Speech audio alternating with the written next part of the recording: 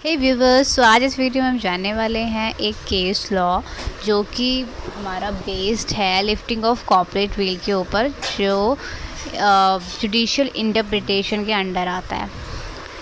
पहला जो पॉइंट का नेम है that is enemy character, and इस केस लॉ का नाम है Daimler company limited versus continental tyre and rubber company limited of 1916। तो इस केस में क्या होता है कि एक डाइमलर कंपनी लिमिटेड होता है जो कि इंग्लैंड में इनकॉर्पोरेटेड होता है, एंड सेकेंड एक continental tyre rubber company limited होता है जो कि इनकॉर्पोरेटेड इंग्लैंड में होता है, लेकिन जो इनके शेयर होल्डर्स होते हैं वो सारे ही जर्मन होते हैं एक्सेप्ट वन शेयर होल्डर जो कि ब्रिटेन का होता है, ब्रिटिश का होता है। ठीक है, तो क्या होता है, जो ये कॉन्टिनेंटल टायर वाला जो होते हैं वो डाइमलर कंपनी को टायर बेचते हैं, टायर सप्लाई का काम करते हैं। तो क्या होता है ना कि वर्ल्ड वार हो जाता है इन दोनों कंट्री के बीच में। During the first world war 1 इन दोनों का जर्मनी एंड इंग्लैंड का वार चलता है। तो उसी के टाइम में क्या होता है ना कि जो कॉन्टिनेंटल टायर जो होता है ना कंपनी, उनको उसका पेमेंट नहीं मिलता है डाइमलर कंपनी लिमिट से।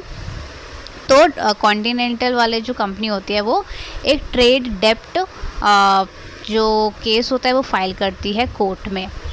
तो इस पे जो हाउस ऑफ लॉर्ड होते हैं वो ये बोलते हैं कि ये जो इसका जो पेमेंट है वो आपको नहीं मिल सकता है, नहीं कवर कर सकते हो अकॉर्डिंग टू, क्योंकि ये इलीगल है। बोले तो वॉइड एब इनिशियो है, यानी कि ये स्टार्टिंग से ही क्या है, वॉइड है due to trading with enemy act 1914। ये कहता है कि जब किसी एनिमी कैरेक्टर के साथ हम डील कर रहे होते हैं तो वहाँ पे हम उसको वैलिड नहीं मान सकते, वो वॉइड माना जाता है।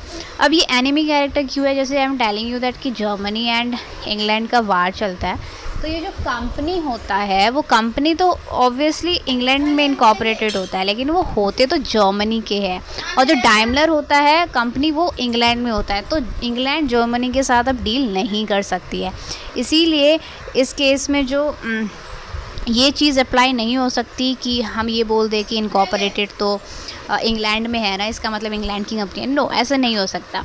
ये भी नहीं बोल सकते कि ये तो सेपरेट लीगल एंटिटी है, नहीं, ऐसा कुछ केस होता है जहाँ पे लिफ्टिंग किया जाता है कॉर्पोरेट व्हील को और देखा जाता है कि रियल ओनर कौन है इस कंपनी के पीछे, एंड यहाँ पे एक एनिमी कैरेक्टर फाइंड आउट होता है जिसमें हम डील नहीं कर सकते।